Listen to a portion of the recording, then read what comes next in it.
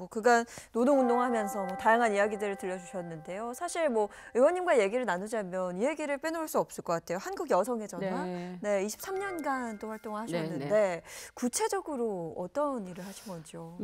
제가 이제 92년 6월 25일 날 이제 들어갔습니다. 하필 6.25 날 여기 출근을 한 거예요. 예, 처음에 가서는 굉장히 낯설었습니다. 왜냐하면 네. 제가 그동안 쭉 살아왔던 뭐 노동 현장하고 굉장히 전혀 분위기가 다르거든요. 예. 그래서 처음에 들어갔을 때 상담부 간사로 들어갔습니다. 그래서 정말 그때부터 시작해서 그 여성의 전화 마칠 때까지 정말 세상에 제가 평생에 받은 모든 상담을 다 받았다 그렇게 얘기를 하는데 상담부 간사 일도 했고 그다음에 뭐 상담인권부장, 그다음에 인권부장, 그다음에 뭐 사무처장, 뭐 그리고 나중에는 한국 여성의 전화 상임 대표로 임기를 마쳤죠. 네, 그 한국 여성의 전화 활동을 하시면서 가장 혹시 기억에 남는 일이 있다면 뭐가 있을까요? 너무 많이 있는데 일단은 뭐 성과로 얘기를 하면 저희가 가정폭력 방지법을 만든 겁니다. 저희가 1994년 4월부터 시작을 해서 그 운동을 1998년 7월 1일 시행령 시행규칙이 시작이 될 때까지 그 전 과정을 제가 이제 실무자로 그 시작을 해서 이제 마무리까지 다 한 성과인데 제가 지금 국회에 와서 그 일을 하면서 보니까 정말 그 단체가 그런 법을 정말 제정법을 만들었다는 거 정말 대단한 일이구나 이런 생각을 하게 됐고요.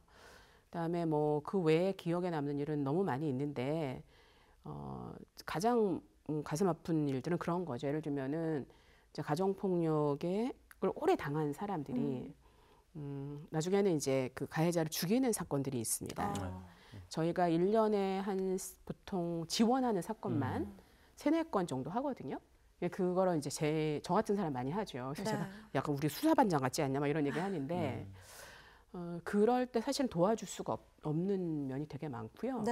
그다음에 이제 가족들이 다 영향을 많이 받으니까 그런 부분 많이 있습니다. 그래서 사실은 이제 뭐 지금 우리 사회에서 성폭력, 뭐 가정폭력, 뭐 스토킹, 뭐 이런 여성에 대한 폭력 문제를 지금 많이 이제 관심을 갖지만 여성의 전화는 그때 1983년부터 지금까지 그 일을 쭉 하는 그런 단체거든요. 그래서 그런 일을 할 때가 뭐 가장 인상적이었던 것 같아요. 네. 또 다른 성과를 좀 꼽아보자면 회장직을 맡으시면서 시작한 그 한국 그 여성 인권 영화제가 어떻게 보면 이제 정착을 했거든요. 네, 그렇죠. 지금 이제 여성인권 영화제가 10회를 넘었는데요. 원래 저희가 이제 그 일을 처음 시작할 때는 그러니까 2006년에 처음 시작을 했는데 너무 답답한 거예요. 그러니까 뭐 예를 들면 가정폭력 문제, 성폭력 문제, 여성에 대한 폭력 문제 굉장히 많고 또 이렇게 되는 이유가 성차별로부터 시작하는 거, 또 노동 현장에서의 여성에 대한 차별 이런 것 때문에 이제 총체적으로 문제가 있는 건데 아무도 그런 얘기에 귀를 기울이려고 하지 않는 거예요. 어떻게 보면 너무 무겁고 어떻게 보면 정말 피하고 싶고 이런 주제인 거죠.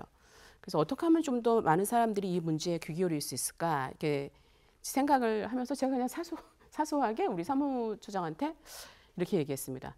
뭐 우리도 영화제 그런 거 좀 해갖고 좀 해보자. 이렇게 얘기를 했는데 저희는 또 말하면 하는 사람들이거든요. 그래가지고 그걸 시작을 했는데 그렇게 어려운 건 잘 몰랐어요.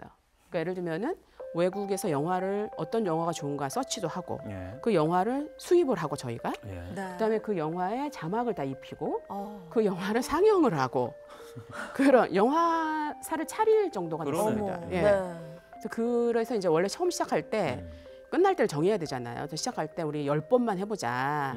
10회까지만 하자. 이제 그렇게 했는데 그 영화제의 호응이 너무 좋은 거예요. 그래서 영화제 할 때 보통 최소한 100명 정도의 자원활동가가 붙습니다. 그리고 막 굉장히 경쟁률이 높아요. 그래서 그걸 통해서 애들이 이런 여성 문제를 알게 되는 거죠. 그러니까 폭력 문제뿐만 아니라 차별에 대한 문제, 그다음에 나는 어떻게 살아야 되나 이런 문제 아주 존재의 문제랑 연결이 되거든요. 그래서 지금까지 계속 하고 있어요. 지금 이제 한 10몇 회 하고 있습니다.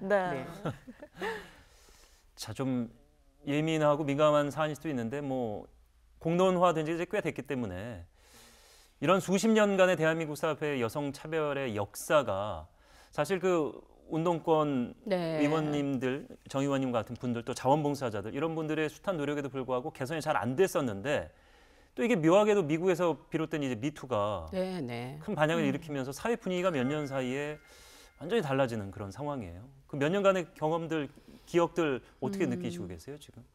정말 굉장히 폭발적이었다 네. 그렇게 생각이 듭니다. 그러니까 2018년도부터 시작을 해가지고 전 세계적으로 미투 운동이 처음 시작이 될 때는 이렇게까지 폭발적인 상황이 올 거라고 생각 못했는데 우리나라도 이제 용기 있는 여성들이 얘기를 하기 시작한 거죠. 그리고 많은 여성들이 자기 경험을 막 얘기를 하기 시작한 겁니다. 그게 이제 뭐 과거에도 있었죠. 과거에도 뭐 일본군 위안부 할머니들도 있었고 또 개인적으로도 다 있고 예. 저희 또 한국 여성의 전화 같은 경우에서도 말하기 대회 이런 걸 다 했었는데 대중 모든 사람이 공감하기 시작한 거죠. 그리고 그 불편한 용기나 이런 데서는 해화역 집회 이런 걸 할 때 보면 뭐 거의 몇만 명이 모여가지고 집회를 했고 제가 그 국회의원 되자마자 강남역 살인 사건이 터졌어요. 그때 2016년도에. 그래서 거기를 갔는데 그때의 조직 방식이 전혀 달랐던 겁니다. 옛날에는 예를 들면 우리 같은 단체가 이래가지고 모여가지고 막 하고 이렇게 했는데 이제 그게 아니에요. SNS로 쫙 모였다가 흩어지고 모였다가 흩어지고 네, 어디에 다 있는 거죠. 이런 사람들이 굉장히 놀랬고 또 한 가지는 그렇게 그걸 이제 여성운동 리부트라고도 하는데 그런 폭발적인 젊은 우리 여성들의 어떤 감각, 새로운 세상에 대한 비전 이런 거를 정말 못 따라가는 거를 정말 많이 느낍니다. 지금도. 그래서 근데 저는 이제 뭐 나중에 말씀드리려고도 했지만 이런 성평등의 문제가 어떤 누구의 여성의 문제만 이렇게 생각은 하지 않습니다. 왜냐하면 제가 요즘 강의하는 제목이 지속 가능한 세상을 원한다면 젠더의 눈뜨라 그런 제목이에요. 네. 그래서 우리 사회가 앞으로 계속 지속돼야 되고 뭐 미래 사회를 함께 간다고 하면 제가 강의할 때 그렇게 합니다. 여성들은 남성 없으면 되겠습니까? 그럼 아니라 그래요. 그럼 남성들은 여성 없으면 되겠습니까? 그럼 아니라 그래요. 네. 그럼 같이 어떻게 살까를 같이 고민하는 게 저는 성평등을 향한 시작이다 그렇게 얘기를 하거든요.